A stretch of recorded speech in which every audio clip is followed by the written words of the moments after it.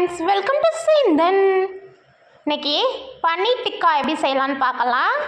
அதுக்கு ஒரு மிக்சரில் ஒரு கையளவு புதினா எடுத்துக்கிட்டேன், ஒரு கையளவு மல்லி இலை எடுத்துக்கிட்டேன். இதை அரைச்சி பேஸ்ட்டாக ரெடி பண்ணி வச்சுக்கிட்டேன். நெக்ஸ்ட் என்னென்னா ஒரு பவுல் எடுத்துக்கிட்டேன், அதில் ஒரு கப் கர்ட் ஆட் பண்ணிக்கிட்டேன். கட்டி தயிராக எடுத்துக்கோங்க. அதில் 2 ஸ்பூன் இஞ்சி பூண்டு பேஸ்ட் போட்டுக்கிட்டேன்.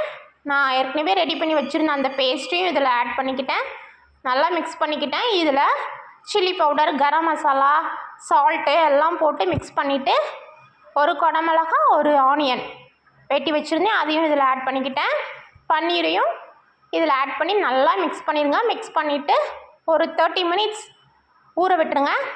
நெக்ஸ்ட் என்னென்னா மேரினேட் பண்ணதுக்கப்புறமா இதை ஒரு பேனில் வச்சு ஃப்ரை பண்ணி எடுத்துருங்க. காரசாரமான சுவையான paneer tikka ready. Hello friends, welcome to Senthan. நான் தமிழ் சேந்தன் பேசுகிறேன். பண்ணிக்கிட்ட நல்லா இருந்துச்சு. சேர்ந்துன்னா சப்ஸ்கிரைப் பண்ணுங்க ஃப்ரெண்ட்ஸ்.